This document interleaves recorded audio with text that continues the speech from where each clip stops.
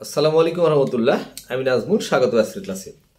নাজমুলক education ফ্যামিলির পক্ষ থেকে তোমাদের সকলকে শুভেচ্ছা এবং স্বাগতম। সুপ্রিয় ষষ্ঠ শ্রেণীর শিক্ষার্থী বন্ধুরা, আলোচনা করব তোমাদের গণিত বইয়ের অনুশীলনী 3.2 এর অনুশীলনীর 4 নম্বর প্রশ্নের সমাধান। চলো প্রিয় শিক্ষার্থী বন্ধুরা, যে 4 নম্বর যে প্রশ্নটা রয়েছে সেটাতে বলেছে যোগফল নির্ণয় করো। কি নির্ণয় করতে বলেছে? যোগফল নির্ণয় করো। এটা ক নম্বর প্রশ্ন, এটা খ নম্বর প্রশ্ন। আসো আমরা সমাধানের দিকে চলে যাব। প্রশ্ন নম্বর ক। ওকে, ক নম্বর প্রশ্নের দিকে লক্ষ্য করো। ক নম্বর প্রশ্নটা হচ্ছে bracket -7 plus bracket -9 plus 4 plus 6 10। ওকে, আচ্ছা এখন লক্ষ্য করো যে এই যে লক্ষ্য করো ব্র্যাকেটের বাইরে কিছু না আছে মানে কি আমরা প্লাস ধরে নিব। তাহলে প্লাসের সঙ্গে যদি মাইনাস গুণ করি তাহলে কি হয়? প্লাসে মাইনাসে -7। এটা দেখো প্লাস ইনটু মাইনাস, তার মানে কত হবে? মাইনাস প্লাস 4 প্লাস কত 6 10। ওকে, এখন তোমাদের যে কাজটা করতে হবে, দেখো প্লাসগুলো যোগ করে নাও।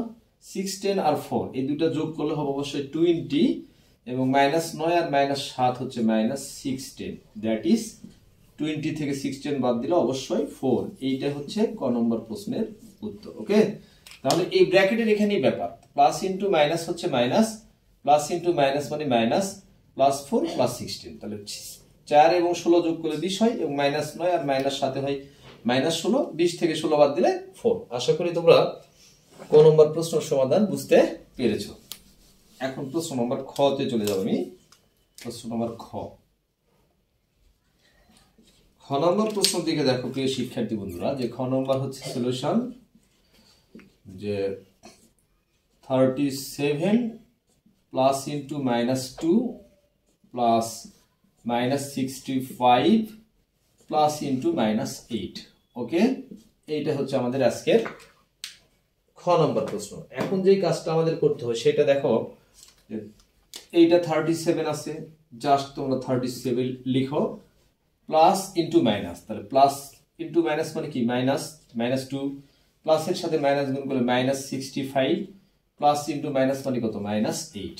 এখন তোমাদের কাজটা লক্ষ্য করো, 37 65 আর 8 আর -2, 65 8 এবং -2 যদি আমরা একত্রিত করি সেক্ষেত্রে আমরা পাবো 75।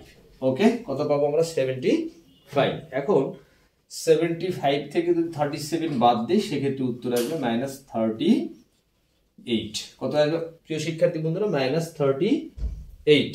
ওকে, তাহলে আবার লক্ষ্য করে এই যে 37 plus into minus minus plus into minus minus plus into minus minus. এখন এই যে 37 রাখলাম, -2 আর 65, তাহলে 67 আর 8 হচ্ছে 75।